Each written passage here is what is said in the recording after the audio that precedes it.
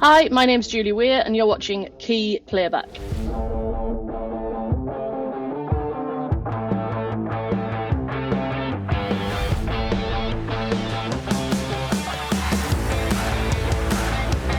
My name's Julie Weir. I'm the label head for Music for Nations at Sony Music, which is the rock and alternative label. My background is actually running my own independent companies for 25 years. Just before I also worked for Sony as a consultant then as well. So I ran a label called Visible Noise.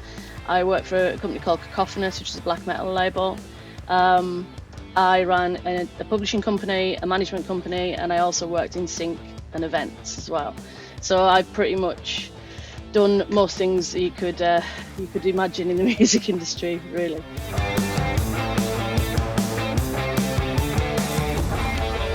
Yeah, I always wanted to work in it purely because I thought it was really creative and really interesting. And yeah, I mean, there was just never any of those opportunities when I was growing up, really. So I suppose when I wanted to do it, it was a bit alien to growing up in a small working class town in Cumbria, where everybody is either working at Sellafield or working at British Steel or unemployed.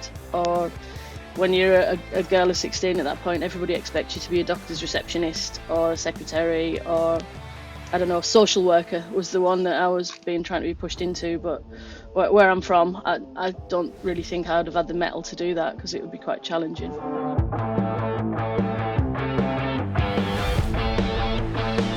Yeah, the music industry is a hard place to get into and work in, but I suppose I started off working in a record shop when I'd finished my degree, much to my parents' chagrin really, because they didn't want me to go and work in a record shop, but I was still doing academic stuff then. I was still writing for journals and things like that. But working in a record shop in Leeds, sadly now defunct, called Nail Records, right by the Corn Exchange, was probably the making of me, because I think a lot of my musical taste was honed there. Yes, I started in Leeds, applied for a scholarship after I'd finished my degree and got a British Academy scholarship to do a master's in London in film and television. So I came down and did that, which was, to be really honest, a route to London, and then just applied to loads of places for a job. And yeah, the one place that actually did get back to me was a place called Clawfist, which was the label that Gallon Drunk and Lydia Lunch and people like that had come out on, which I loved at the time. Again, my musical taste coming out a lot of what we did at the record shop, apart from the goth years.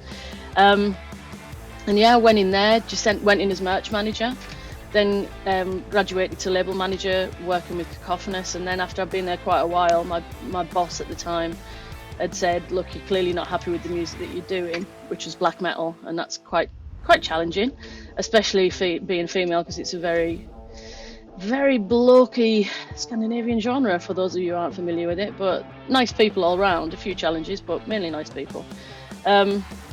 And he said, do you want to set up your own label? So I set up Visible Noise, where we worked with, first signing was a band called Kill to This, sound like Machine Head, and they're still going now, bizarrely. But we also signed Bullet for My Valentine. Bring Me the Horizon is the biggest band I've personally signed.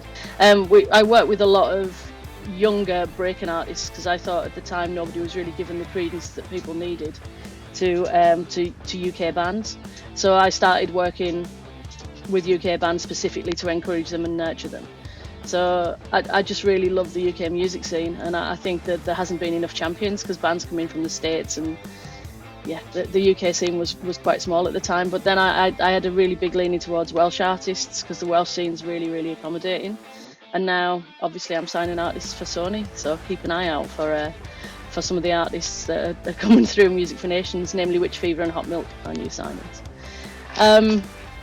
Challenges, I suppose, were being young, more so than female at the time, I think. I mean, to be really honest, I was taught by my dad just to be the best person that you can. It doesn't matter if you're male or female, and just get your head down and get on with it. And I suppose the other thing that's really helped me is a big network of people. Just make friends with everybody, be nice, don't be a muppet, don't treat people awfully, treat people like you'd want to be treated yourself, and always say please and thank you. Jesus, people don't remember that enough these days either. But my network is huge, and I mean, I've known people since they were like doormen at Brixton who graduated to to venue managers and to like sort of bosses of companies, and it's a brilliant network to have, and it's based on friendship. It's not just based on business. So always remember that. Don't just always talk to people about work, because you become very boring, even to yourself.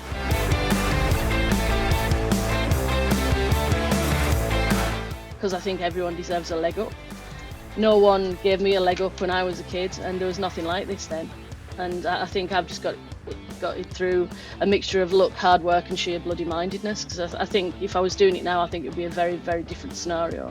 I know a lot of really brilliant people within the industry have always been very supportive to me, so I like to think I'm being supportive back. And I do think it's a great. Oh well, I do. I do think it's a really good thing to give something back in an industry that is mainly known for taking rather than giving, to be honest. I do feel privileged to be still working in an industry nearly 3 decades on that I started in, just because I loved it.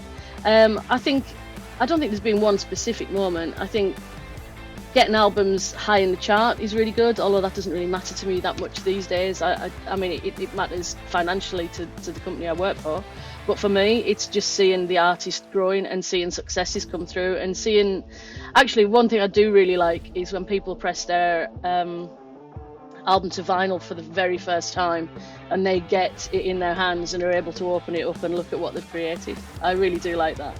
And I also still really like seeing people wearing t-shirts of the bands that I work with. It's the little things, I suppose. I mean, also taking bands from playing the Barfly in Camden to festival headliners in front of like sort of 70 to 100,000 people is also fantastic. I mean, ironically, one of the moments that I did really love was seeing Bring Me at the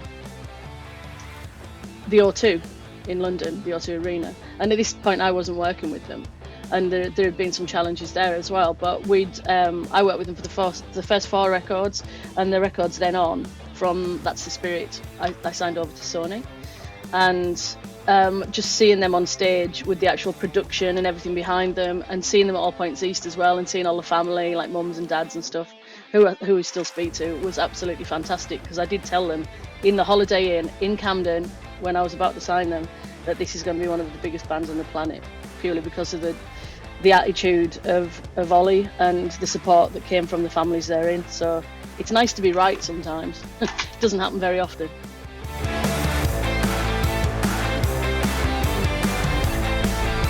Music is essential for me because it soundtracks everyone's lives. It can lift you up, it can pull you down, it can trigger memories, it can help, it can hinder, but it's always a constant. And also, I think it's something I've always wanted to be able to do myself, and I've just never been able to play an instrument or be that way inclined. I've got a great ear, I've got a good eye, but I can't perform and I can't write. So music's essential for me because I have a lot of friends in it. It's the backbone of my life, I think, and has been for a very long time. And the people that I've met throughout it have made me into the person I am today. And as I say, music is a soundtrack to everyone's lives, and I think the world would be an awful place without it.